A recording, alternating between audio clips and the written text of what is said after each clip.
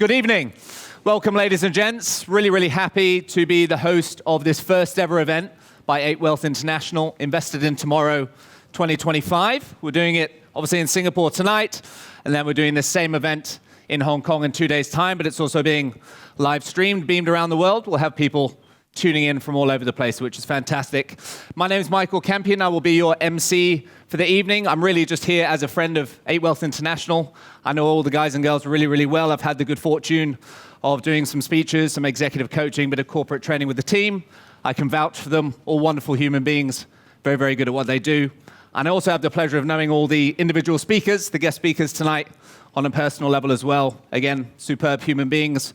We're going to learn a lot. You'll get a lot of value from these guys, which is great.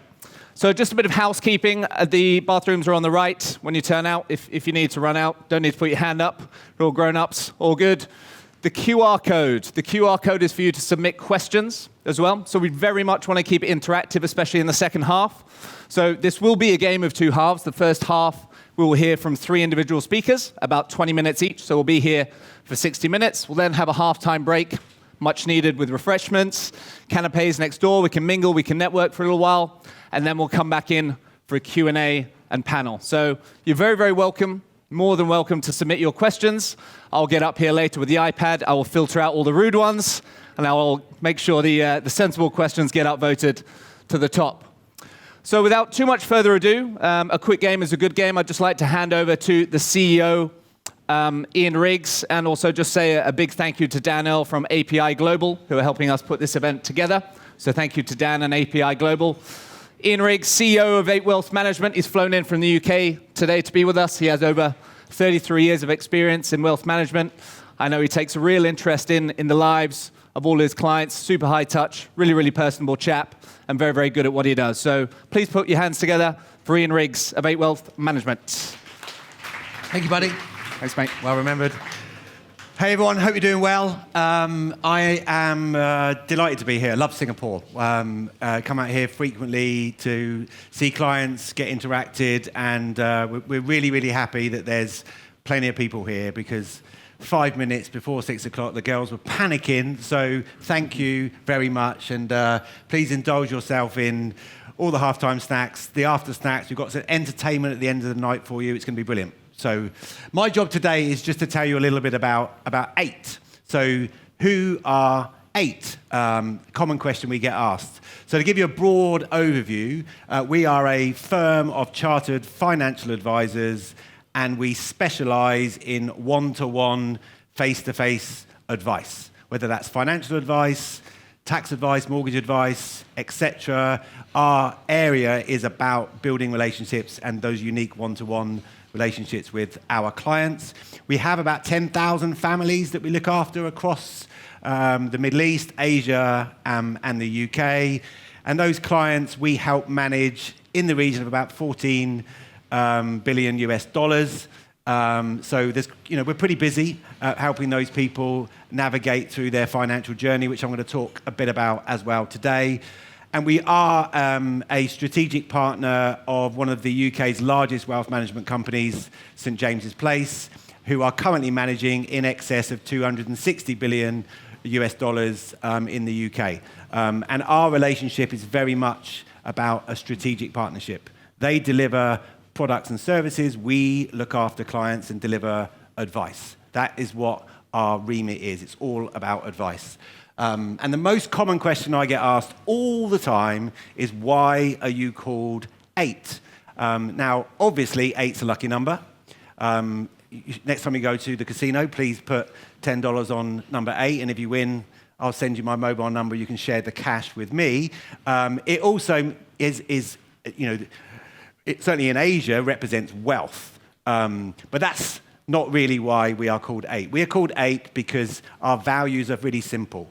We are looking to exceed our clients' expectations, to inspire those clients to take action, to grow our clients' investments and our proposition, to help our clients whenever they need it, and most importantly, to build long-standing, trusted relationships with our clients. Exceed, inspire, grow, help, and trust. Those values underpin our organization and everything that we do all the time. We're focusing our people on exceeding. We're trying to get our clients to be motivated to take action, and building trusted relationships really is the most important part about our offering.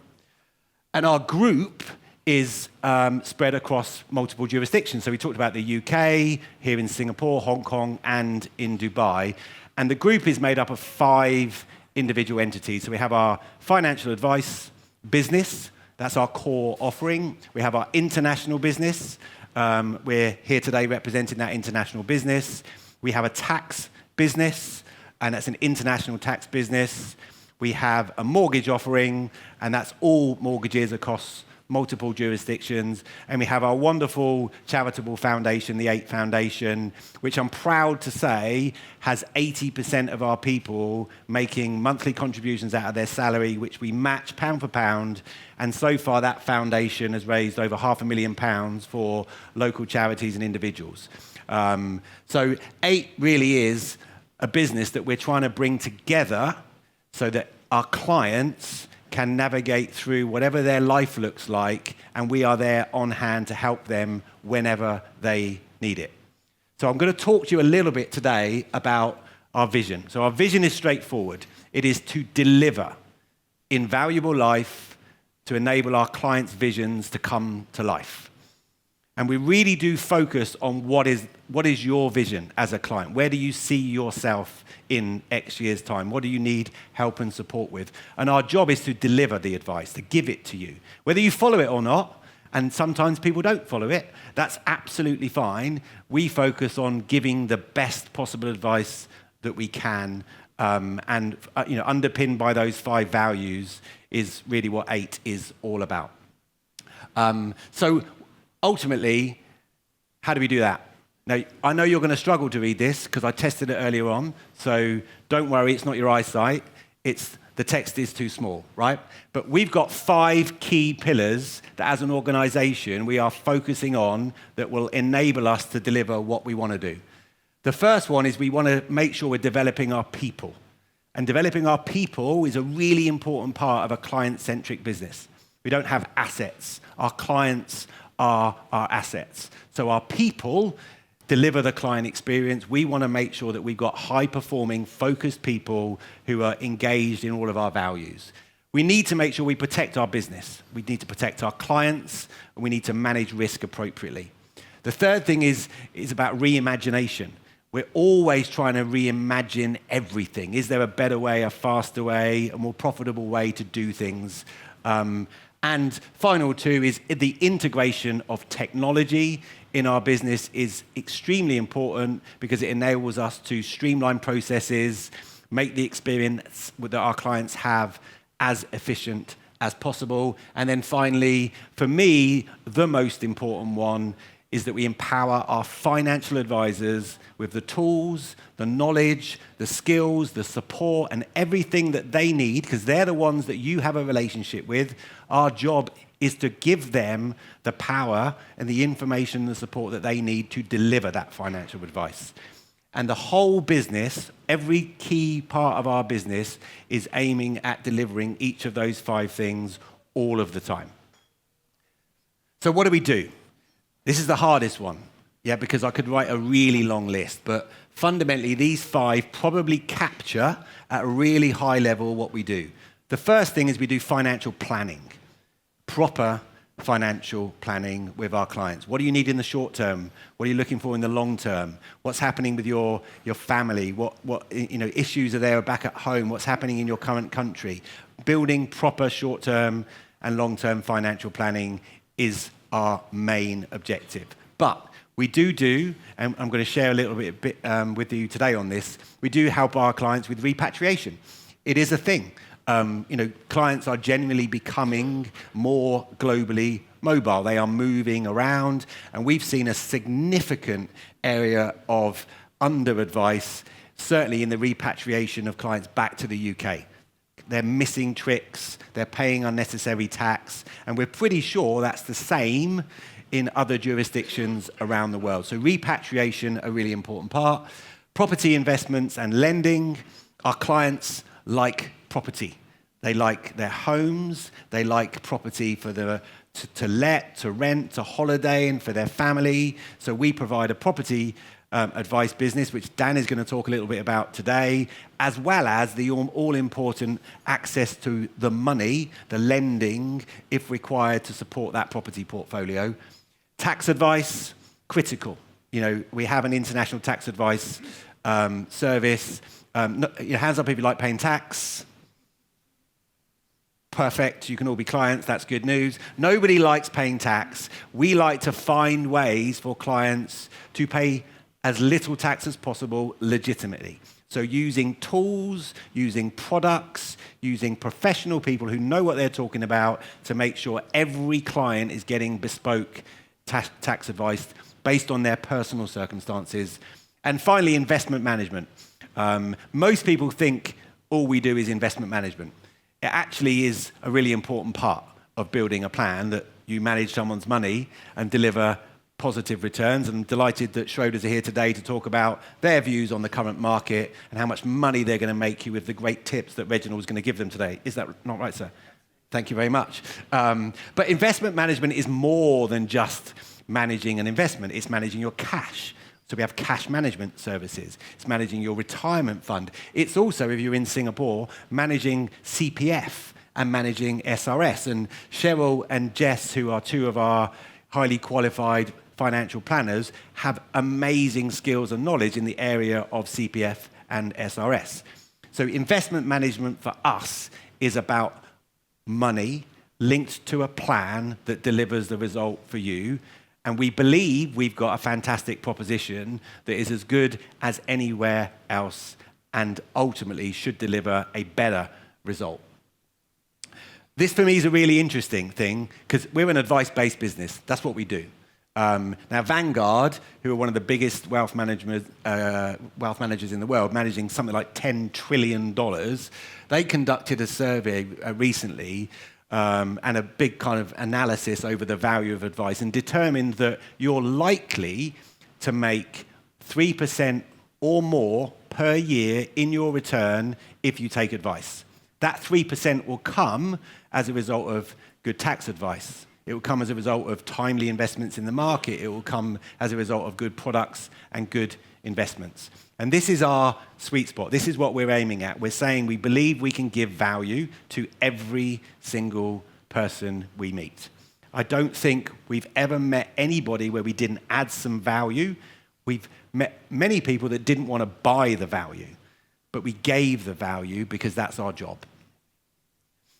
So a bit on our international tax piece is really simple. We support international clients and business owners, and we basically provide support in 4 key areas. Cross-border expertise, really important that we understand how countries work together in terms of tax if someone is being mobile. We deliver tailored advice with professional chartered tax advisors. And those tax advisors can be UK tax advisors, Australian tax advisors, local tax advisors, South African. We are connected to specialist tax advisors in multiple jurisdictions throughout the world. Peace of mind is really important because I know we don't like paying tax because you told me that earlier on, but you want to make sure that you are paying the right amount of tax at the right time to the right people. We'll deliver that peace of mind to make sure that you're secure and you're safe. And we will link tax planning to the holistic strategy. So how does tax planning work with investment management? How does investing in property work with tax? So our kind of holistic view enables us to plug all those things together and deliver what we believe is that all-important invaluable advice. And very quickly, these are kind of 4 recent, so it's quite UK-centric, so forgive me that, but these are 4 recent examples of things that we've actually done for clients. So in Dubai, we've got an operation. Really, really quickly, if you live in Dubai and you've got a UK pension, you can take all the money out tax-free. Hands up if you knew that. Hands up if you're moving to Dubai tomorrow to take out your pension. People are doing that, right? There is mass migration to Dubai from the UK. 250,000 people are moving to Dubai every year, and some of that, maybe all of it, depending on what your view is because of the tax rules out there. There is not any. Yeah? So clients do not know this, right? So how many clients do you think have got UK pensions that they've ignored from when they were with Aviva 20 years ago, who think they can't touch it until they're 65 years old and have to pay 50% tax? Everybody. It's not true, right? We've set up family investment companies. We did a lot of work when the UK government changed the rules on national insurance contributions. So a lot of work in getting people to buy back years at the lowest possible value. And we do an increasing amount of work with Australians and South Africans on, again, that kind of navigating through the complexities of being an Australian in Singapore. I'm going to go home one day. What should I be doing? Working with specialist firms in those areas as well. And we work with Australian and South African tax advisors, and when we need to, financial advisors. We sat in the office today, colleague to my left, South African. I actually said to Michael, how many of your clients are South African? He said, all my clients are South African. I said, so do you need to be South African to talk to a South African? He said, no, you just need to be Michael Booth. So he was quite confident about himself. So that's a little bit about how we have helped. Repatriation, just a quick message here. Really, really simple. There's a six steps you must follow. Number one, plan early. Do not call us when you're about to get on an airplane, or if you're going back to another foreign country that you used to live, or your place of birth, or whatever, tomorrow. Yeah, we need 6 to 12 months notice. If we get that 6 to 12 months notice, we can plan. We can plan the return in an appropriate tax way. We can also make sure that when you land, you've already met your new advisor, wherever that advisor might be. That advisor has built a relationship. We do a coordinated handover. We pick you up at the airport. We take you back to your new home, and then we look after you and your family for the rest of your life. Repatriation is a really important trick that people miss. There's some simple things that people could be doing right now, even if they're thinking of moving back to another jurisdiction in 5 years' time. I mentioned about property and mortgages and the opportunity. We can help. So we can help UK clients. We can help with Singapore property, Dubai property, property in Spain, Portugal, Australia. We can help people who are living in Singapore or Dubai or Hong Kong who've got family in the UK. Children who they want to buy property for. We can help people who are international clients that want to support UK families. We have international remortgage advice. Hopefully you're getting the message. The fact of the matter is the answer is normally yes when someone asks us a question. Can you help me with this? The answer is yes, I can. It may not be today and me, but the answer is always yes in almost every area. And the final few things I want to talk about is cash flow modeling. Hands up if you've heard of cash flow modeling. Very few. So cash flow modeling, these are 3 systems that are out there. I put them up there because you might want to Google it, right? So Voyant, Cash Calc, and Goals Mapper are cash flow modeling systems. These are absolutely amazing. They are tools that we use to take you on your personal journey. And they're built by us with you in mind, and they help us basically create a plan, a visual plan, which we share with you so you can look at it on your laptop, and that visual plan will be plugging in everything that's going on in your life. The birth of grandchildren, the moving of a property abroad. Can I retire? What do I need to do to make sure that I retire? It also helps us understand what risk people need to take with their portfolio, what tax they're going to pay along the journey, how much they need to be saving exactly down to the dollar on a monthly basis between now and whenever, how much someone needs to invest in order to give them the outcome they want. We can stress test these tools. We can create events like what happens if something happens to me. Will my wife or my husband be okay? These are incredible, credible systems. And we want all of our clients and everybody embracing the benefits of cash flow modeling moving forward. And the feedback we generally get from clients is it's amazing. I've never seen anything like it. It brought my entire financial plan into a simple, color-coded format. And the color coding, by the way, when you use one of these is really simple. If there's a lot of red, you've got a problem. Yeah? So when you first do it, we normally see people sink in their chair because there's a lot of red, but we can press a few buttons, shake a few things up, and show you that you can change that red, which basically means no, into blue or green, which mean yes, you can. And just a few other things about what else is going on in our business. We are embracing technology. It's really important. Technology for us as an advice-based business is going to allow us to provide more accurate, safer, faster, smarter, and concise advice to our clients. You have to embrace technology in our sector, otherwise we will absolutely fall behind. And we're embracing it really simply. We're partnering with big tech firms. Salesforce is our client management system. Monday.com is our operational platform. We use ChatGPT where we need to. We're using AI more and more to drive efficiency through our business. And the reason we're doing it, ultimately, as well as training our people how to adopt it and so on and so forth, is because we want you to have more time with your advisor. That's where the magic happens. You go back to exceed, inspire, grow, help, trusted relationship that is built on one-to-one face advice. That's what it's built on. So our job is to get our advisors building relationships with our clients and get them out doing that more by embracing all things that are technology. We are going to improve the way we communicate with our clients. I was asked earlier on, are you going to do more of these before this even started? I thought it was a great question. And I said, yes, if people turn up and they like it, we should be doing more like this, telling our clients what we're doing, updating them on our services and our platforms. That's what we should be doing.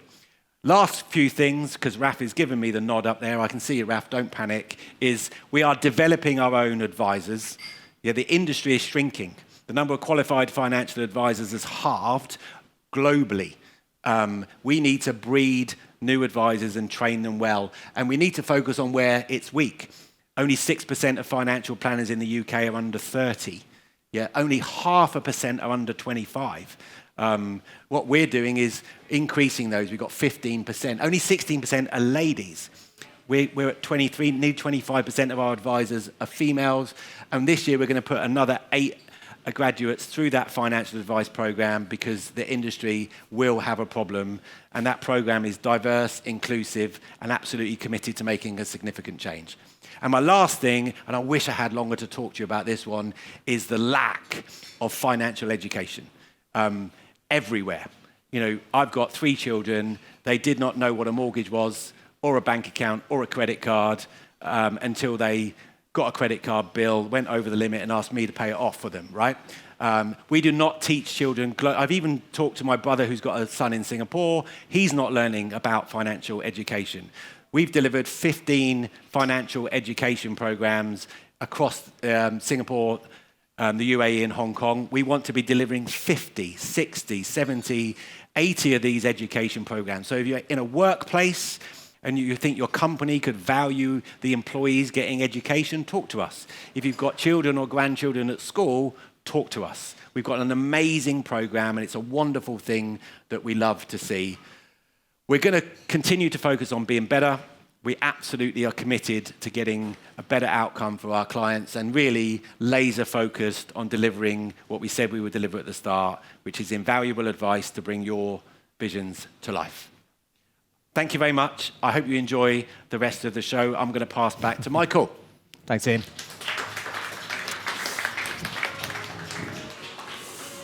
Thank you very much, Ian. Always lovely to hear from you. I know that was the condensed version. Rest assured there will be some time in the Q&A in the panel later on, so you can double-click on some of those things that you might have more questions about. Next up, let's see if the old clicker works. There we go. There's my friend Reg. So Reg and I, we've done some work together at Schroders, another uber-competent human being. He's the head of multi-asset product at Schroders for Southeast Asia, has been for the last 8 years. He has over 30 years of experience in investment management and portfolio management with Amundi, Barclays, First State. And he's here to give us the color and really, I think, assuage maybe some fears and concerns over the macroeconomic outlook. He'll come in with a view, and I'm sure you'll be very happy to pepper him with questions in the second half about the Trump factor and everything else. So please put your hands together for Reginald Tan. Thank you. Thanks, mate. So, All right. Good evening, everybody. Thank you very much for your time. I'm very happy to be here. I represent the global multi-asset team based in Singapore of Schroders Investment Management. We've been working together with St. James's Place for more than 20 years in the UK. So cast your minds back to 6 months ago when Trump was elected. Seemed like a really good deal, a good thing for markets. Everybody loved it, US exceptionalism, etc., etc. Today, if you think about that again, you'll say, all right, well, maybe it wasn't such a good idea. And what's happened? Well, we knew it was going to happen. We knew that tariffs were coming our way. We just didn't know how it was going to happen, how it was going to change every other day, etc., etc. And we are still concerned about it because we still don't know what's going to happen next, right? That's the reality of it. A lot of numbers here on this page. The main thing I want you to look at on the left and right-hand side are the two bars for 2025 and 2026. It still looks okay from your perspective. You look at it and you think, well, look, growth is still okay, inflation is coming down. It's not such a bad thing. Trump, well, he's a troublesome fellow, but still things are still working in the world. The reality of the situation is that it could have been a lot better if he hadn't messed up. And I think that's the truth, and I think we can't really disagree with that. Let me just give you some numbers. I know that looks like a lot of numbers. I'll give you a couple more. So for this year, US GDP growth, we forecasted at 1.7%. But before all this nonsense with tariffs started, we were thinking it was going to be 2.5%. So that's a big hit, 2.5 to 1.7. For next year, we were thinking 2.7, we've cut it to 2.4. So growth has been reduced for the US. And of course, the US is the world's leading economy, which means that it impacts the rest of the world. Now, in terms of inflation, it looks like it's coming down, it's true. But for the US, we were thinking it was going to be 3.1, and it's gone down, and it stayed at 3.1 for this year. For next year, we thought it'd be going down to 2.8, but now we're saying it's going to 3.1. So generally speaking, growth is coming down, inflation is going up. That's a bad combination. That's the last thing that central banks in the world want, because it means they're stuck. They can't cut rates because inflation is high. They can't raise rates because growth is weak. So that's the worst thing possible. Well, that's the reality of the situation. So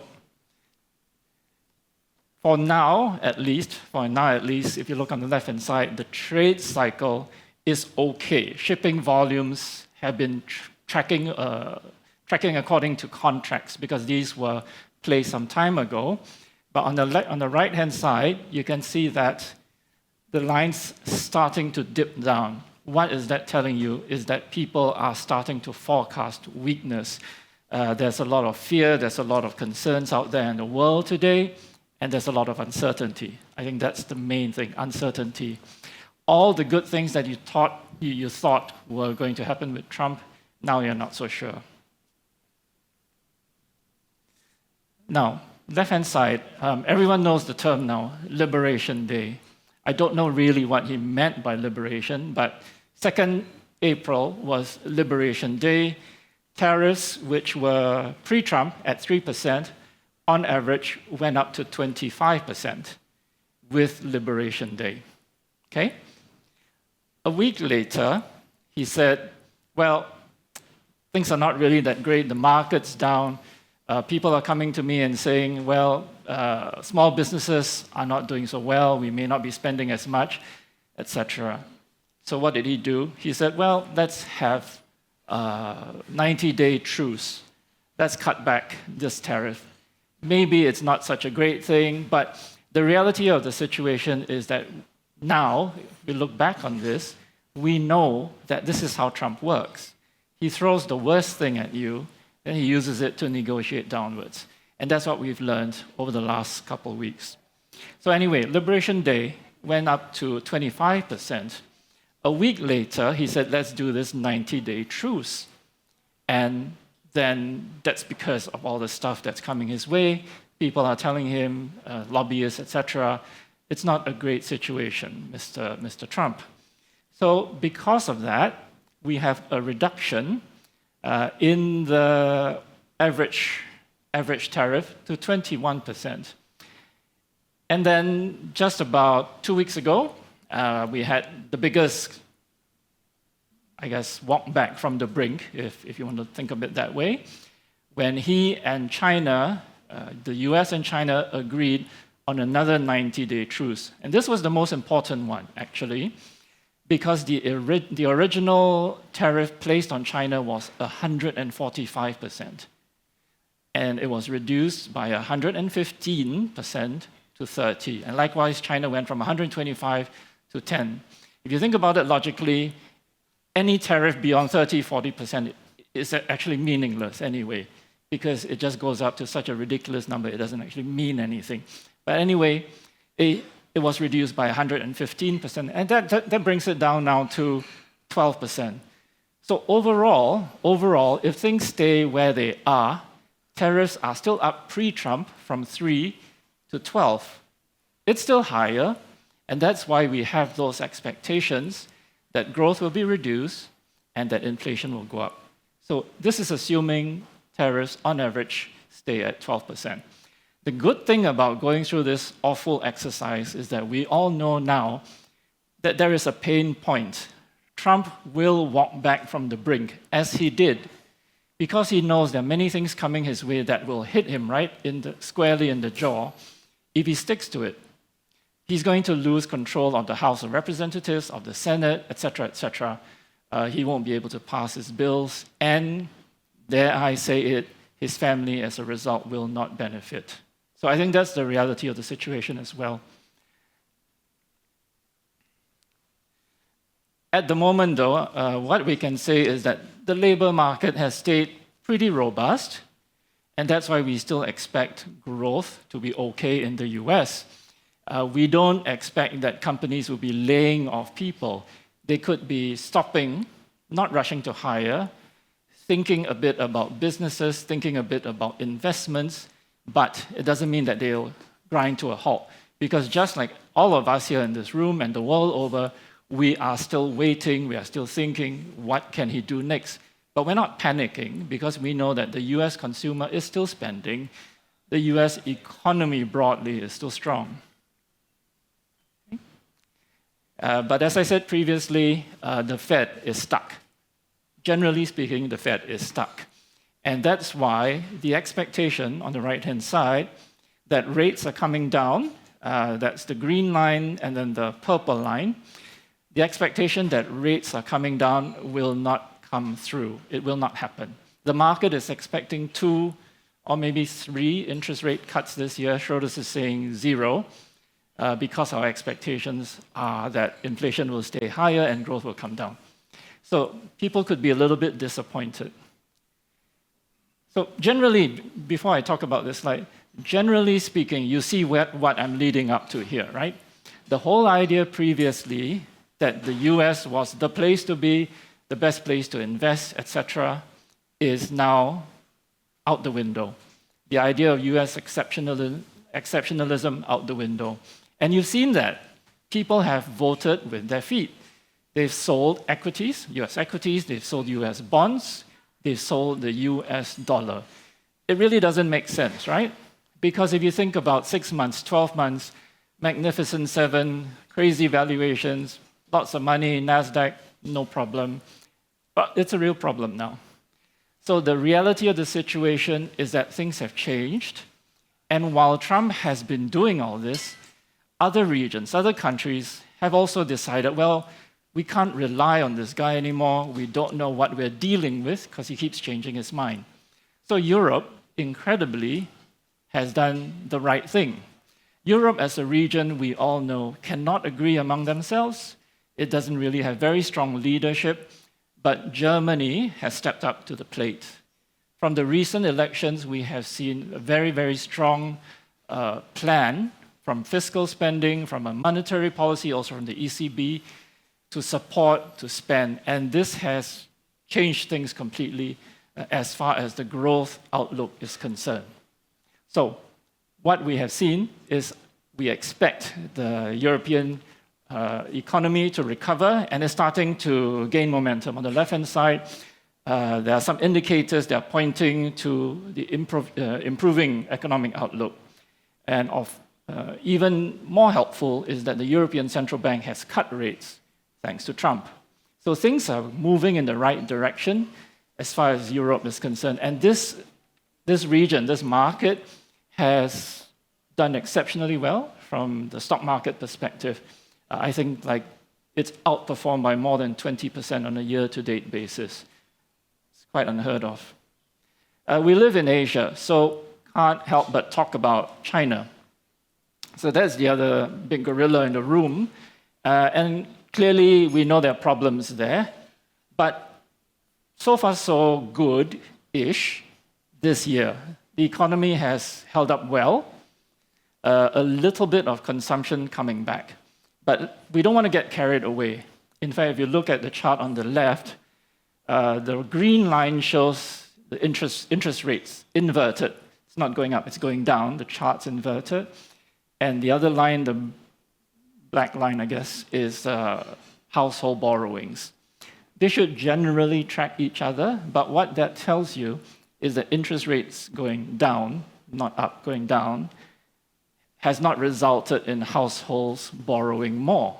So there are concerns, and this is obviously a lot to do with the property market and how that's not doing very well in China, which we all know. So let's not get carried away, but I think what this tells us very clearly is that the Chinese authorities are very, very clear about what they need to do. We saw all the measures being implemented by China since September of last year, followed by December, March, etc., etc. So they know what they need to do, especially when you have Trump sort of messing up the rest of the world.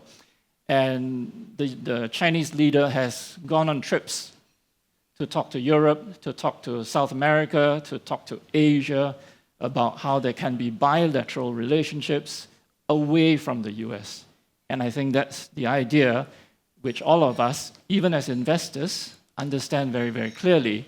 We are all diverting our resources away from the US. Yes, 10 minutes, I got that. So let's look at Asia. What's interesting in Asia is that the monetary policy outlook is going to be more accommodative. We don't have those inflation problems. And these are all the data points which I have. The blue bars are the inflation targets, and the green triangles are the latest numbers. So you can see that they are all below.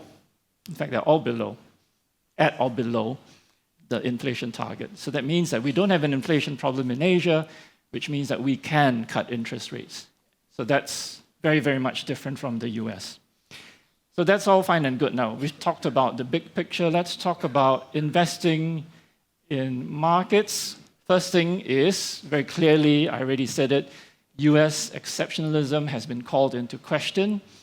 For us, we have been very, very bullish, actually, on European equities since the beginning of this year because we had a very, very good feeling. We're based in London, of course, and we had a very good feeling about where Europe was heading. So that's where we were diverting our money. The next things we need to think about, if you're taking your money away from the US, which is the largest economy, the largest bond market, etc., stock market, you have to look at the rest of the world. So there are things going on out here which are pointing in the right direction. If you look on the right-hand side, generally speaking, earnings revisions are all improving. So it's not just the US, but the rest of the world. I've already spoken about European equities, how we very much like that. Valuations on the right-hand side are cheaper. Sorry, I'm going to run through this very quick because I think we've spoken about this quite a bit already. So Europe has done so well. We're still in it. I'm not to say that I'm reluctant to suggest you buy now, but I think that another interesting place to consider would be the Asian region. So is this the year for Asian equities to outperform? Actually, it's been starting to outperform. So let me give you some numbers. On a year-to-date basis, in Sing dollar terms, the S&P 500 is down 7%. S&P 500 down 7%, Europe is down 13%. So Europe has outperformed the S&P by 20%. So 13 for Europe. Next is Japan, 3%, Asia, about 2.5%. So the other two regions are slightly lagging behind. Very clear loser, very clear winner. The other two are just about there. So I think when you are thinking about where you can allocate or reallocate your money, another consideration would be Asia. First things first, valuations are very, very cheap relative to the US. And then if you look at the growth prospects, Asia in green, looking ahead, lots of opportunities out here. We can talk a lot about, it's not just China, it's Thailand, it's Singapore, it's tech in Taiwan, Korea, etc. So there are many, many opportunities. There's always something going on out here. Yes, China is something we need to watch carefully, but I think that there are the opportunities out in this part of this world. Germany, Europe, I've already spoken a lot about. We also like German bonds, moving away from US treasuries. This is something which is going to be an issue over the next couple of months. It's been all about tariffs, and over the last, I think, couple of days, maybe a week or so, it's all about one big, beautiful bill, or whatever he calls it. And that's really, really important because that's going to be a big issue over the next couple of months. The next thing for Trump, away from tariffs, will be the fiscal spending package. And that comes with bills and tax cuts and how he's going to spend the money. And essentially what you see here is a trend of worsening budget deficit. This is why he's so concerned about interest rates coming down, because the budget deficit is worsening in the US. This situation is going to cause more volatility in the bond market, which at this point is already not in a very good position. So I think watch this space. I think this is a concern for treasuries when you have more talk of the fiscal deficit going forward in the US. We are cautious on credit. We think, generally speaking, that it's expensive in the red area, but we actually do like Asian investment grade. Like I said, first thing just now was that monetary policy is not going to be a problem in Asia. Inflation is not an issue for us. And as we've seen also, there's growth. Growth outlook is better in this region for the next couple of years. So I think this shouldn't be a surprise. Negative on the US. I think maybe what's interesting to point out is that the chart on the left, that is the relationship between the euro and the dollar compared to interest rates in these two countries. There used to be a trend, that green line and the blue dots.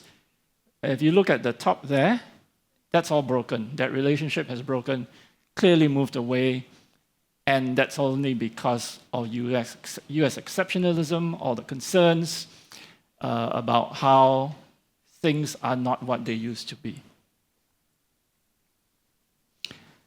And finally, I think we like gold. There's no value to gold.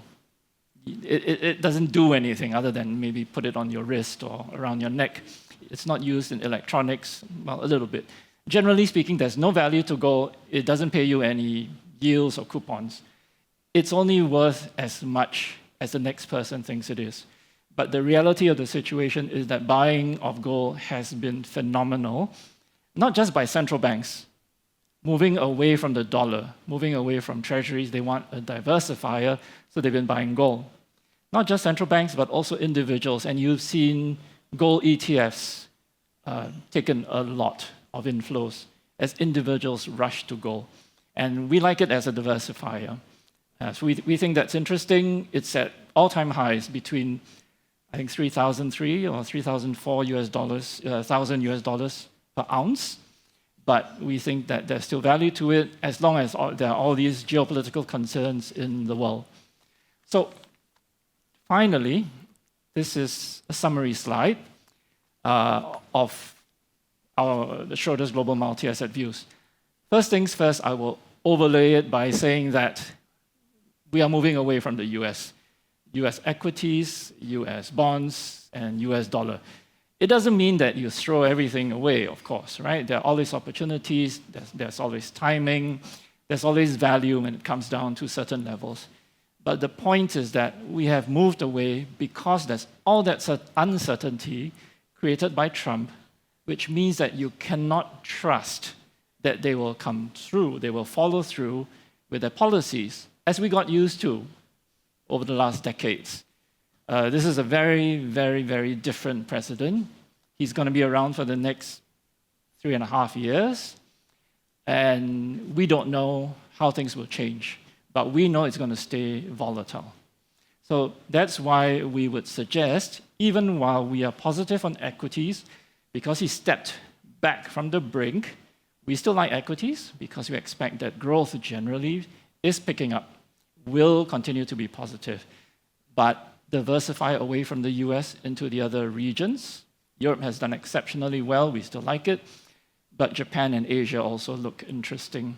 Rates, meaning duration, meaning government bonds, is a bit tricky because you're caught between how inflation and growth are making central banks move in opposite directions. And when you have the fiscal issues coming up soon, I think that is something that can be causing some volatility in markets.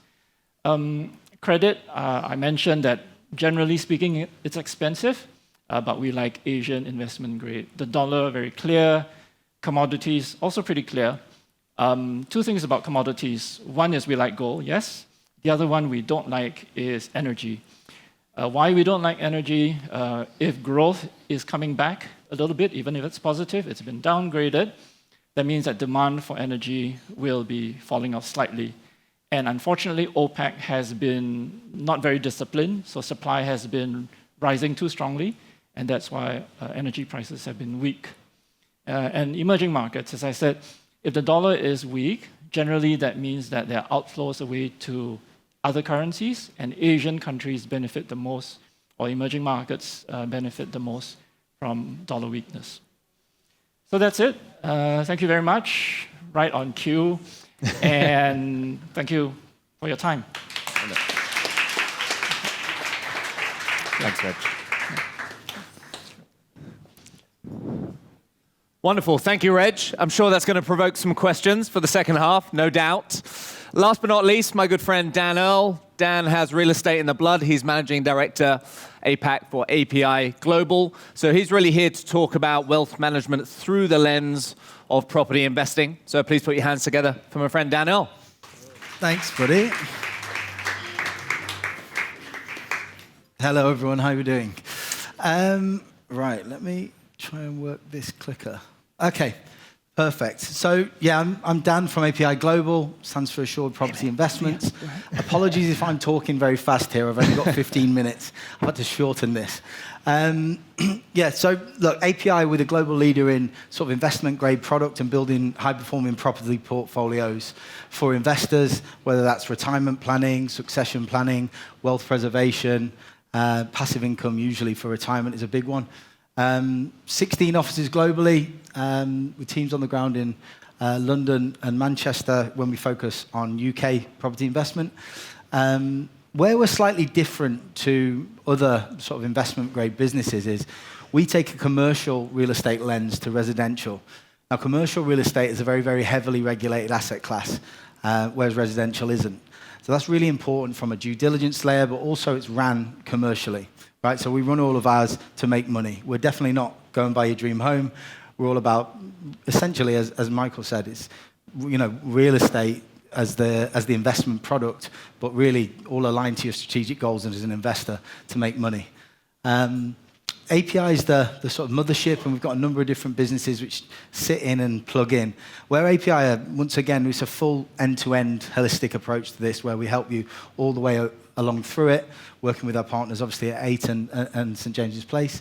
Our capital partners arm of the business is sort of £2 million plus stuff. It can be anything from mezzanine financing for distressed asset plays. It can be whole building plays, all kinds of different investment opportunities for people at that level or family offices. GoGo Prop is a short-term sort of loan and asset-backed bridge financing business. Valorim is our mortgage lending business. Obviously, very important to make sure that you've got the right leverage if we're trying to compound at a higher rate. And then Redstone is our lettings and management business. I actually came into the business as an investor to API, so I bought sort of over the 5 years before I joined API, I bought a number of different properties. And so I've got 9 live at the moment. I don't know the name of any of my tenants. I don't want to. Never spoken to anyone about a boiler breaking. It's a fully holistic managed service, which I think is really important, particularly if you're based over here. And then we've got APIX, which is our comprehensive wealth management for professional athletes. So we work with a lot of football players, tennis players. Any of you who like golf, Richard Mansell, who's just won the DP World Tour in Singapore, he's one of our athletes as well. But this is all about really, they make quite a lot of money during a short period of time and making passive income for them to retire off. So very similar to the type of mapping that we do from a retirement planning perspective. Exactly the same thing, just usually in a bit more of a condensed time. Usually I'm trying to get the money off them before they spend it to save them. Okay, all right, so look, complete end-to-end holistic solutioning here. So where we differentiate ourselves from anyone else in the world is the market research and due diligence. So first of all, from a market research perspective, we're finding the very, very best-in-class opportunities. And, you know, I sit on the Global Investment Committee. We looked at over 1,000 developments last year. We signed off around 12 in the UK. And this is all about, first of all, macroeconomic growth. So what are those growth factors and what's sustainable growth for the next, 10 years? We're looking at supply and demand imbalances, population growth, industry and company migration, education, new transport links, government spend, all these things which create long sustainable growth. And then we go micro. Then we're working with government bodies, other people who've got great positioning in land. So one of our partners is Gary Neville, the ex-footballer who bought a lot of the land in central Manchester, as an example, when he was playing. And so one of our products last year was the W residences there. It took 12 years just to get that planning permission, but really working with that to orchestrate what's actually going to be valuable for a long-term sustainable investment. So if the rest of the market is doing 20% over the next 4 years, and we've drilled it in, and we're right next to train stations, commuter areas, and everything, we will massively outperform that. Land grabbing zone 1. Once we've found the right products, then this is where we take that the commercial real estate lens and this regulated mindset. So what we're doing is we've got a 121-point due diligence sign-up assessment where we're looking at everything from liquidity of developer, JCT contracts being signed, so liability getting passed across to architects, construction teams, builders. Even in our decks that the legals, we're making sure that you're getting 10-year build warranties so that anything goes wrong with these places, it goes to the developer. 9 times out of 10, we're getting 100% deposit protection. So that's actually better deposit protection than the bank, because the banks will only insure you up to about 85k. If the W residences in Manchester was bombed during build, you'd get 100% of your money back. We're safety first, and we really do protect our investors. And that, honestly, that's one of the reasons why you work with companies like ourselves, is because, it's not like JLL or Savills and people like that who are on massive retainers from these huge developers, where whichever day of the week you walk into their office, they're going to push whatever product it is. What we're doing is really siphoning down to find the very, very best investment grade product and then protecting our investors. Even the legal packs that you'll go through with us will get deposit protection, we'll get in it has to be within 5% of build quality. If they're saying it's a Miele fridge, you'll get your Miele fridge. And then it's the investment advice side of things. This is where we work very closely with your 8 wealth management advisors to really come up with a sort of a longer-term plan on what we're trying to do there in terms of the portfolio that you're looking to build. Once you've moved forward, we've got a whole sales progression team which will help you through that, legal support, construction updates, leverage structures, completion phase, obviously the tax planning strategies, which I'll go into in a minute, lettings and management, and then the portfolio optimization piece. So this is really important because what we're trying to do is essentially maximize your returns while aligning to your overall investment strategy. So for me, what I'm doing at the moment is I'm buying as far off plan as possible. then during the build phase, I've usually made a reasonable amount of money. And then 6 to 12 months later, I'll release equity and buy another one because I'm scaling my portfolio.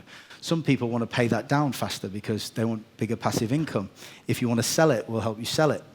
9 times out of 10, we're saying don't do anything because you're making massive capital appreciation and massive yield. But that we're there to help you with your advisors as your specialist in this area. I'm not going to go through every deal structure, but something that's quite unique for us is when we work as a global master agent, and you get an exclusive pricing at pre-launch allocations through working with your eight wealth management. So where investors make the most money in a project is the first 20% of sales because it de-risks it for the developer. Where developers make all their money is the last 20%.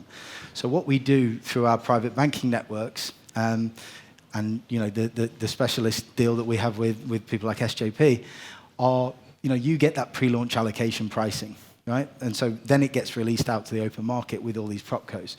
So massive, massive wins there. I'll show you some real-life examples of that in a minute.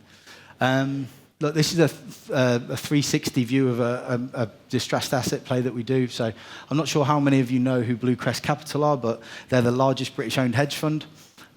We've got a £250 million funding line where we buy distressed assets off banks.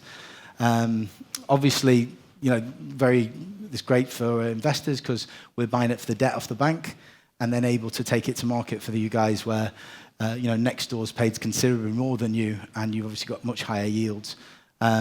This actual developer on the right-hand side didn't pass our DD and, 2 years later we ended up owning the business.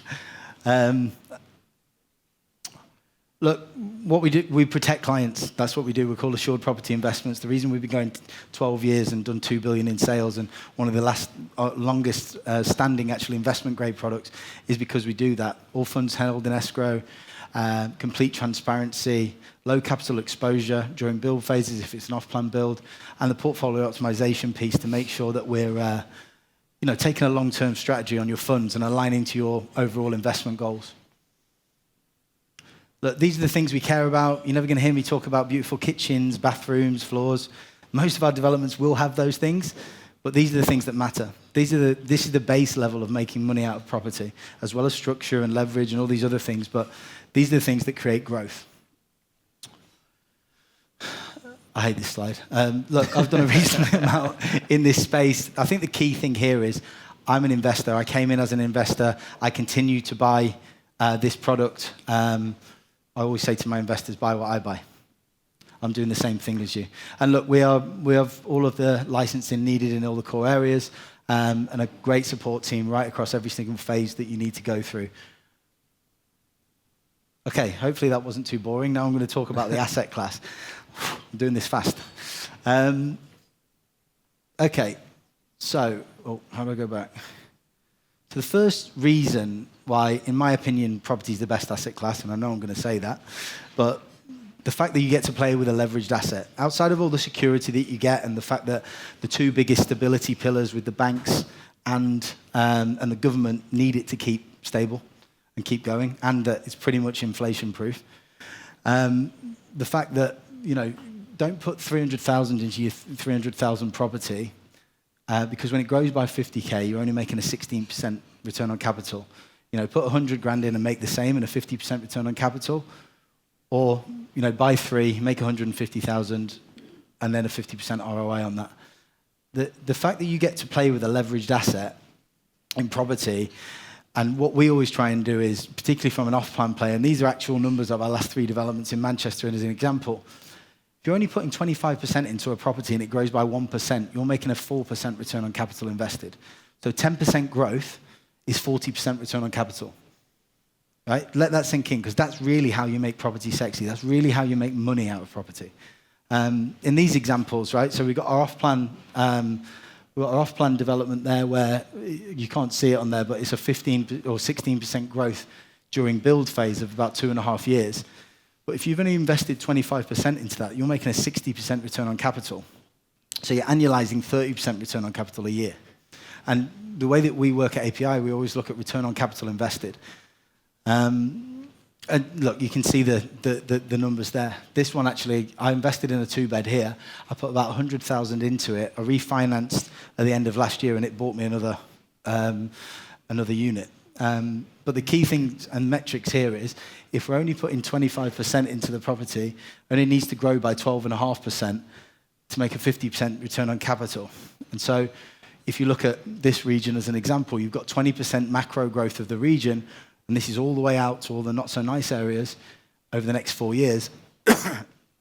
Even if you stay at the same trajectory as that region and it grows by 10% over your 2 years, you're making a 40% return on capital invested. Look, why invest in the UK? First of all, API support and knowledge. We've got thousands of developments. We drill it all the way down to find the very, very best investment grade product. We'll manage it for you. We'll protect you, so on and so forth. Established legislation. You have the same ownership rights if you're Singaporean as you would as an English person.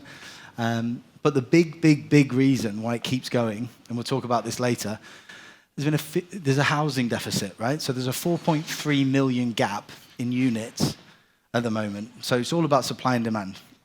So the government are currently building about 200,000 units a year. Also, what we're building is about 200,000 units a year. The government are saying they want to build 300,000 units a year. It's never been done. It won't be done. There's a couple of stupid things which have just come out, which I'll talk about in a minute, with how they don't even have enough builders to be able to do it. But even if they manage to do this 300,000 a year, there'd still be a gap for another 50 years. So the fundamentals, if it's the last beer at the bar, right, it's going to cost more money. Then the second one, generation rent. What age do we think the average age of a first-time buyer is in the UK? Any guesses? 35, you reckon? It's a good guess. 38 to 42. So half the market rent. So it's a perfect storm when you actually look at it as an investor. And actually, what our friends of the Labour government are doing at the moment is, that's just going to go up because the national insurance has increased on businesses. So that will get pushed down to consumer products. So the price of bread, a beer, anything will be more. And obviously the capital gains tax has gone up. So that's actually been, compressed. I've gone through the off-plan structures, but the tax-efficient structures in a minute. Look, you've got the fundamentals as well. You've still got a tiny island with 80 million people in it, which is still the 5th largest economy in the world, with the biggest supply and demand imbalances and population that's there. There isn't going to be an oversupply. When you talk about places like Dubai or all these other places where people keep talking to me about, there's going to be an oversupply, right? And if the Russian war ends, the market can tank. And look, the currency wins, so on and so forth. I'm not going to go into this in too much detail. Look, this is a graph this is the whole of the UK, right? Try and find any graph of UK property that doesn't do that. And this isn't what I will show you to buy. This isn't with leverage. This is just the whole of it. If we look at this here, that's 2008. That's the worst financial crisis of all time. That's the Armageddon. And it recorrected a year and a half later. It's safe. It's part of a diversified portfolio, and you should be doing all these things. But I would argue with anyone that this needs to be in it. Sorry, I'm getting told to hurry up. Look, interest rates. Interest rates, the Bank of England base rate dropped down to 4.25%. It's coming down every quarter. Once again, my advice would be buy off plan. It's going to continue to come down because they're going to pump money into the economy. So buy now before lending gets easier, so people will buy. Tax-efficient structures, the best thing that we would do for you is we'd put you in a special purpose vehicle structure if this is your second home. Big things and wins against that is all of your interest, mortgage interest you can write off against your tax bill, as well as all your business expenses. You pay corporation tax, not capital gains tax. And if you're somewhere over here, when you're actually, after that, you only pay your 19% corporation tax, and you can pay yourself in tax-free dividends. I'm doing this really quickly. We can have a longer conversation on all of this. I'm getting told to wrap it up. But very, very tax-efficient structure, which can really work for you as an investor. Inheritance tax, much easier to do the passing and gifting to your kids. There's lots of different things that with regards to this, but we can, once again, we can go into this on a one-on-one perspective because I want to get to a bit more of a scale portfolio. Okay, so this is really what we do. And if you're going to listen to anything that I've done today, this is it, right? So in this example, this is showing a scale portfolio, rounded numbers, but this is really what we do for clients who want to look at this as a family business. So in this example, we only ever put in £750,000. We're buying 10 properties with a valuation of 3 million. And on average, each property is making £2,000 per month. So you've got about 240K a year coming in rent. So first of all, 20,000 coming in, and then all these other things are tax deductible. So actually, annually, we're only paying 19% this. This is when we're in the scale-up side of things. Then, so this is across 10 properties, and we can build debt into the business as well. If you are migrating back to the UK, one of the things that we want to make sure that we're doing is building loan repayments because you won't pay tax on that. Equally, if you're living in Australia or the US and so on and so forth. So we can even put interest on top of that, but that's all tax deductible as well. These are the 3 ways that you take tax-free income out of it. So your owner loan repayment, if you're domiciled somewhere here, Malaysia, Portugal, all good, basically, tax environments where you don't pay tax across your overseas incomes. You can take tax-free dividends. So my wife has got a list of countries that we're able to live. And then, look, if you are sending your kids to university or anything like that, on their 18th birthday, make them a shareholder and a director, and that will be sort of their pocket money that I give them when they're over there. Right, and this is the main thing that I wanted you to understand from this. So remember, 750,000 we invested here, right? So we've only invested 750,000. We bought £3 million worth of property. On an average of the UK, over 7 years, you'll have made £1 million. So I'll do that a lot faster for you, but we've got a couple of different options. We can sell it and we'll pay capital gains tax. We can do what I'm doing at the moment with release equity and try and scale and build another 10. You can release equity and buy a boat, or we can start using this to start paying off the debt within this. So usually what we would do is we'd look at the higher yielding properties, pay them off first, so that we've got lots of passive income coming through, and then we'll maybe leave some debt in some of the other ones where we've got bigger capital appreciation.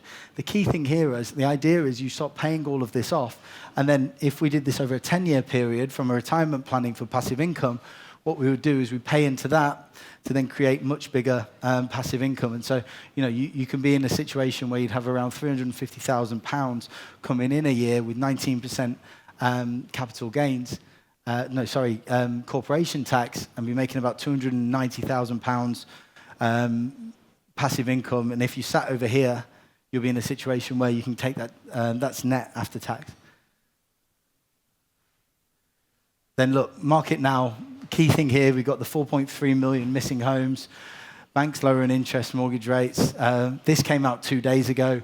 They're saying that they're going to put penalties on builders if they don't develop in time. All that's going to do is the smaller to medium-sized builders are going to start dropping out, so they'll get further away. There isn't even enough builders to go to build that amount. Generation rent. And obviously, internationally, it's one of the best markets because of what it has from a supply and demand imbalance. And then just generally across the UK, if you look at the growth stats, across the whole of the UK, you're talking 22.4. If you look at the Northwest, you're talking about 30% over the next 5 years. Sorry, Raf. Thanks, everyone. Thanks, was that really long? Sorry.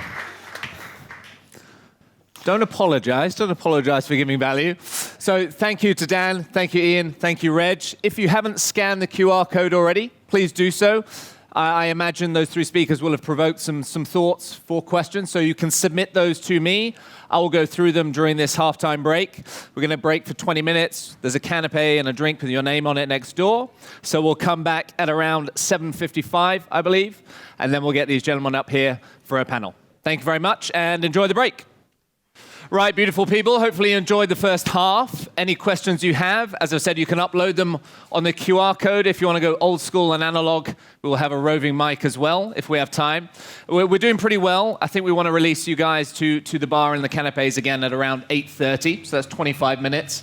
So roughly 5 minutes per speaker. I'll make sure everyone gets their allotted time and has the chance to express themselves and anything you've missed we can double click on, which is great. So what I'd love to do, the astute amongst you will notice we have a new face magically appeared on the panel. So this is Giles Henman. Giles is the senior partner and head of business for Asia at 8 Wealth International. Again, wonderful human being. I've come to him personally for advice on wealth management and my own investments. So I know he knows his stuff inside out, really cares about his clients. Giles, I'd love to pick your brains a little bit to begin with, and then we'll work through the other guys. The question I had earlier, again, I think it just keeps coming up. Let's start with the basics, right? For expats in Singapore, how do you approach building a long-term financial plan? One that's proactive, not reactive, taking into consideration all these, international complexities. How would you go about it, building it?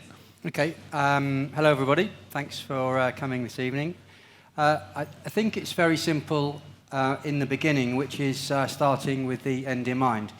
Having a good financial plan starts with a goal, long-term goals, short-term goals, understanding that, sitting down with a client, having a very, very open chat about the things that are important to you guys. That's financial planning. Understanding what's important to you.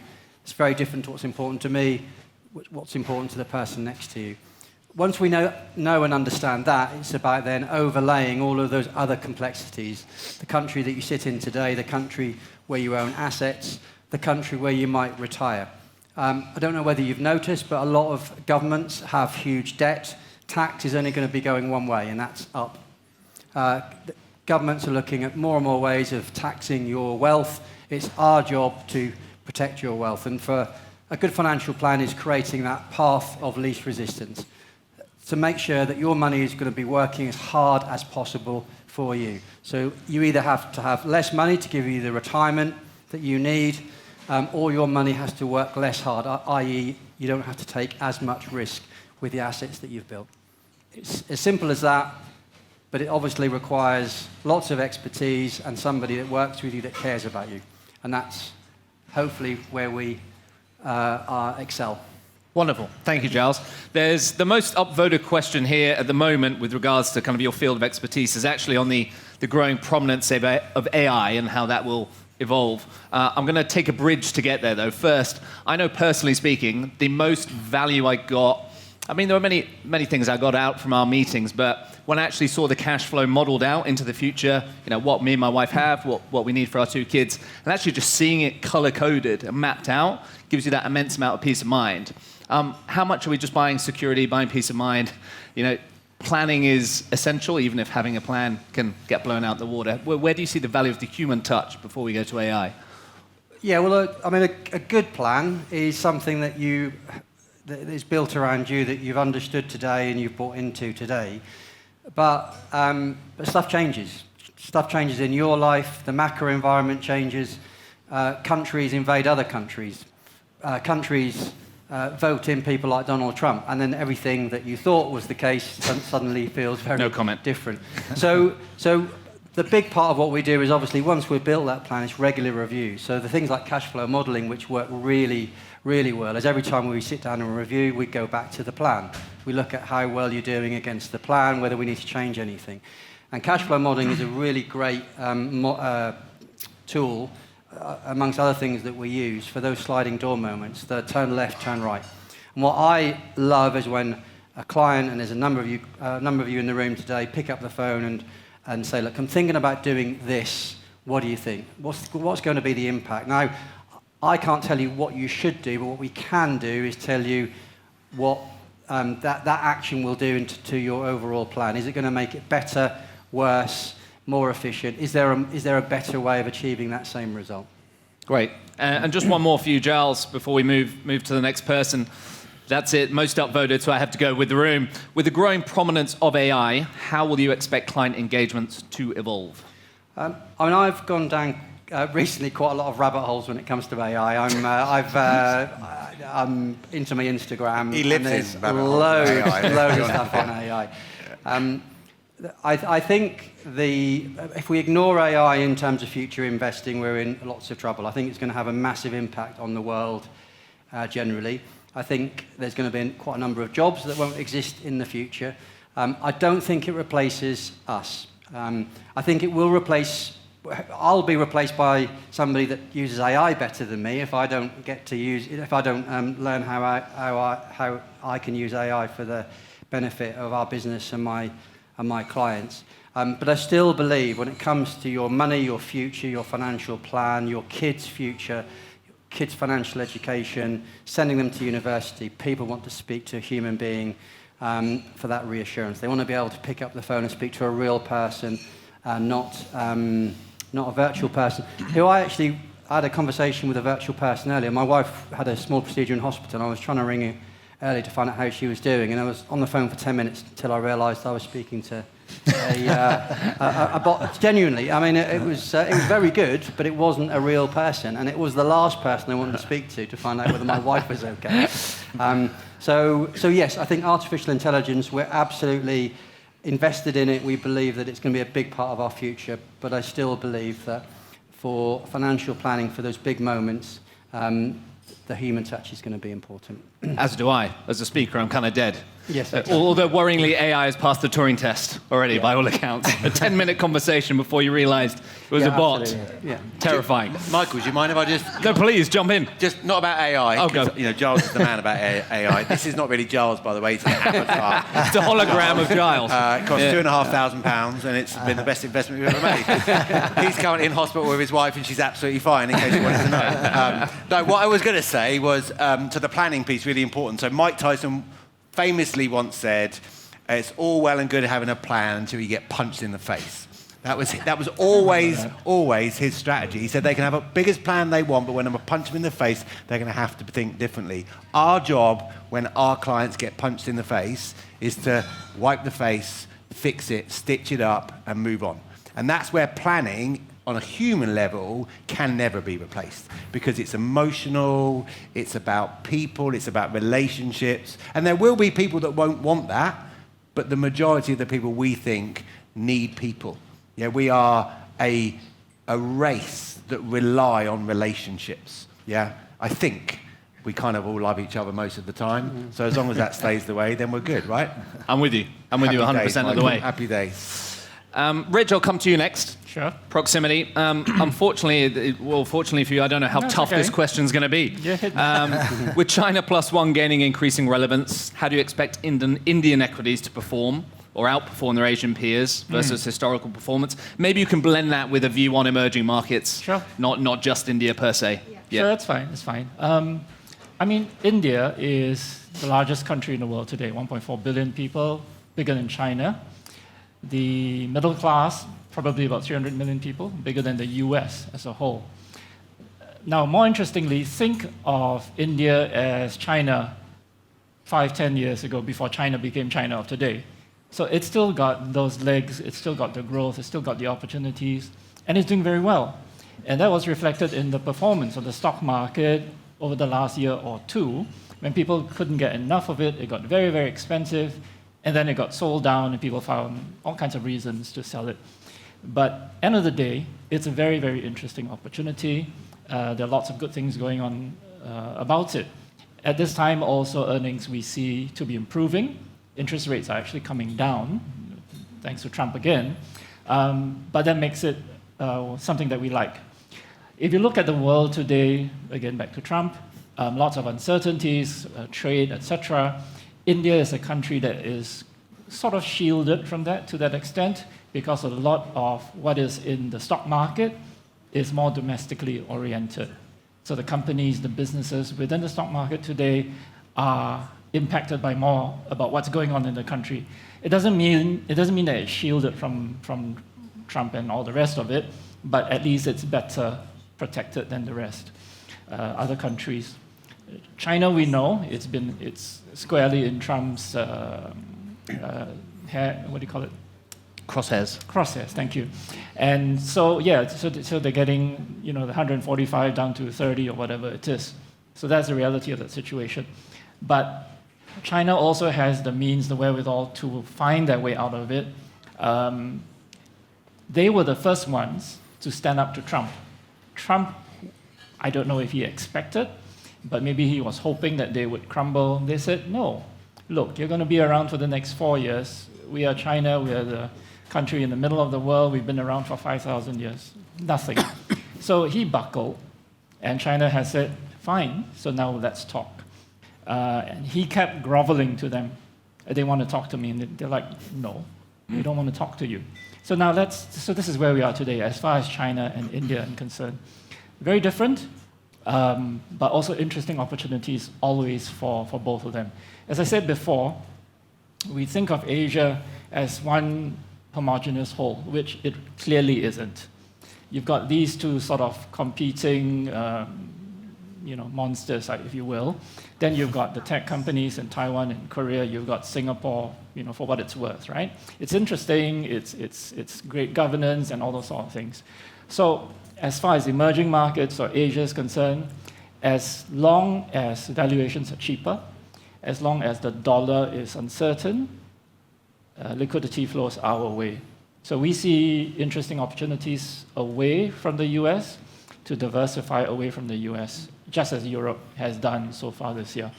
Now, let me take a step back and talk about the US. Does that mean yes? Yes. Yeah. We should be investing in India. Yeah, I think so, probably. I just want a binary investor. No, don't invest. Tell me when not to go. Straight to the point. Now, back to the US. It doesn't mean that we sell everything in the US. It doesn't mean that you sell all your bonds, your dollars, your NVIDIA and all of that. No, it doesn't. It's still the largest economy, the largest bond market, the largest stock market in the world. It's still got wonderful companies. Yes, we had a DeepSeek moment. Yes, BYD is probably outselling Tesla. Yes, all that is true. But as with investors, and I represent Schroders Global Multi-Asset, there are always opportunities in the sea of opportunities. So I think that's the way we would approach it. And I was having an interesting conversation with that gentleman over there. Much as we think that the US is heading down the toilet, there is no replacement for the US dollar. There isn't. You can sell your bonds, you can sell your dollar. What do you buy? You can buy gold, you can buy some Swiss franc, you can buy some yen, some euros, some Sing dollar. It's not enough. So, as with all investors, there are opportunities. You have to pick the right points. And there's 3.5 more years. Yeah, I know, but you need to find your points, and there will be opportunities. And it is when you find those, and when you dare to stand against the tide, if you will, I know that's always a tough call, that the opportunities will pay off the best. But yeah, it's going to be a hairy ride for the next 3.5 years. That we know. All right, well, hold tight. Thank you, Reg. Sure. Daniel, I'll come to you, my friend.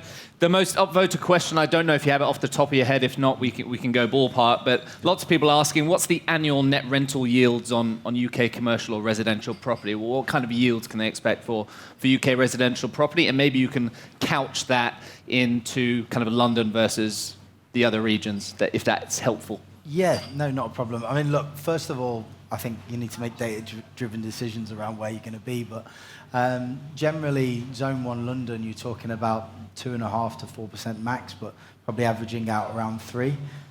Manchester, 6 to 7%. Birmingham, sort of 5 to 6%, which actually projected to be the biggest growth market moving forward. I think the key thing is when you're looking at rental yields and where you're coming in is the price per square foot that you're coming in at. One of the reasons why I'm often not advising to buy sort of Zone 1 Londons is the price point is too high, and so the yield that you're actually getting isn't good enough, right? It's very similar to the market in Singapore, actually, where if you're looking at a 3% yield, what we call, if we are doing different methodologies to, I suppose, use the leverage to compound at a higher level, and when we're saying washing its own face, so covering costs of loans and things like that, it's actually very hard in central zones. But yeah, in short answer, yeah, about 3% in London, 6 to 7% Manchester, and Birmingham's about 5 to 6. Okay, Correct. super. And then with regards to the UAE, Dubai, I think attracting a lot of attention from a property investment perspective. Yeah. Why are you still so bullish on the UK property market vis-a-vis the Middle East? Yeah, great question. And I'm constantly asked this. And as a business, we do have that offering, and we do a lot of golden visas and things like that in that area. Look, the big thing for me is the fact that the fundamentals, right? If we're talking about the UK, you've got a tiny island, which is still the 5th largest economy in the world, with only a certain amount of space, but the supply and demand imbalances, right? Dubai, I think there's probably going to be an oversupply in about 3 or 4 years.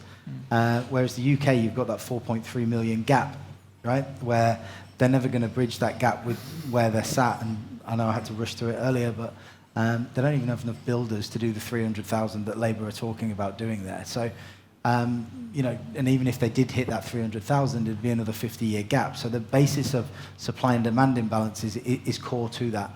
Also, leverage structures. One of the major reasons why I'm often suggesting Manchester or regeneration zones in London, where you can get sort of 6-7% yields, is because then you can put sort of the 20 to 25% into the property and compound at that sort of 4-to-1 ratio. That ability is really how if you can be doing 10% of your leveraged asset, and 10% is 40% return on capital invested. That's why, in my opinion. Also, last thing on the Dubai market is we've seen a massive influx because of the Russian war. And like Giles was saying about all these different things can happen. Well, that's actually really positively affected that market, and it's at an all-time high. I would suggest if you looked over the last 40 years, the Dubai market's been sort of champagne and razor blades, and it's at that head. And so if the Russian war ends and a lot of people leave, the market can sort of tank. So I'm not advising it as an investment-grade product at the moment, personally. Thank you, Dan. Ian, we'll come to you.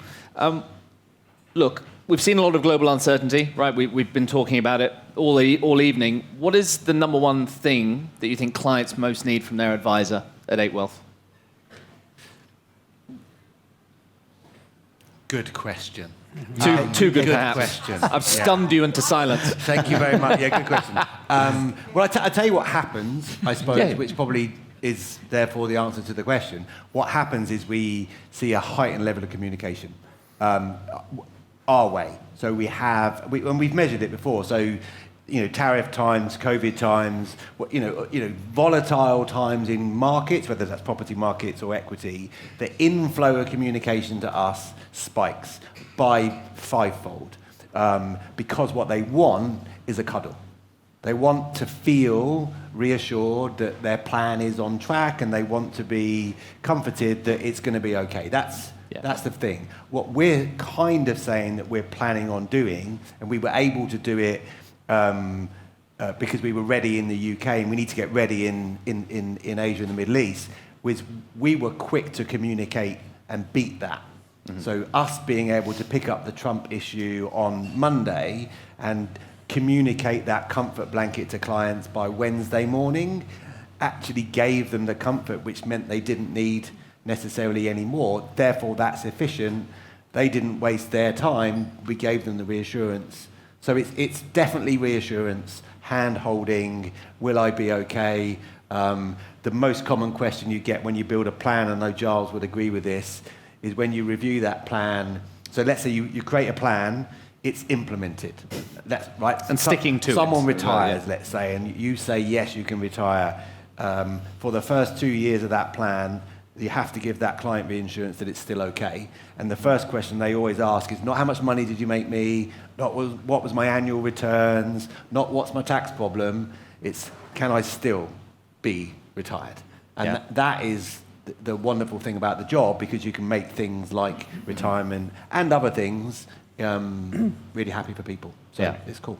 Brilliant. If I can go off script for a moment, and forgive me, I'd love to hear from either Giles or Ian or both of you, on a personal level. You're both incredibly passionate about this business. I've seen it firsthand. Why do you love doing what you do? Like, what drives you to keep doing this? You've both done it for more decades. Rock, paper, scissors? Right, rock, paper, scissors for it. Yeah, I genuinely feel privileged doing the job. I do like to be somebody, effectively the CFO of my client's family office, the person they want to pick up the phone to for that reassurance. I do enjoy that responsibility. Things, the period that we've had over the last 3 or 4 months, it's just about the reassurance you can give a client. Making sure they don't do the wrong thing is sometimes the best value that we can add. People do panic. We all panic when the markets are tanking. I've never heard of the champagne and razor blades, so I might use I'm stealing that. Sorry about that, guys. It's on Oasis's new album, by the way. Oh, is it? Okay. Yeah. Great song. But yeah, it's making sure that, just a reminder, look, this is what we're doing and these are the reasons we're doing. So this is what we're doing and these are the reasons that we're doing it. Your risk profile hasn't changed, the fundamentals haven't changed. Where we are today is noise, and the longer term picture is still exactly what we planned for the future. I'm getting older now, so a lot of my clients are now moving into retirement. That's a huge thing. That idea that when you retire, you're never going to get another salary packet again. Having a plan that you really, really believe in, that you almost put away and forget about because you've got somebody you know has got your back, again, adds huge, huge amounts of value, and it's a huge privilege to be that person. Beautifully put. Ian? It's always been the same. Help. Help is in the middle of our 8 ethos. We should always say yes. I got asked at the break, what's the minimum? There is no minimum. What sort of people will you help? Anyone that wants it. That's what it's all about. And it's not just helping the client, to be fair, although they are the most important people. Our people in our business are really important as well. So helping them with a great working environment, with great training, a great culture, helping them, and then them being able to help their family. That's all part of that help kind of family tree that we created. That's the bit I love. Awesome. It's awesome. And we are lucky. Yeah, incredibly lucky. Guys, I think I'm going to call it there because the magic is going to be in the room and in the networking with these guys and the rest of the 8 Wealth team. So if you could please give a round of applause to our wonderful speakers, that would be fantastic. As I said, you've got them. You can corner them at the bar and milk them for all they're worth, right? They're happy to talk. They're happy to help. They're here to advise you. Ladies and gentlemen, it's been an absolute pleasure. Enjoy the rest of your evening. 8 Wealth International are paying for the bar until 10 p.m. Very important. Drink as much as you can before 10 p.m. because then it's on your chit, okay? I know it's Tuesday, but it's a Friday somewhere, if that makes sense, right? Right, I love you and leave you. Thank you, gents and ladies, and see you next door. Thank you.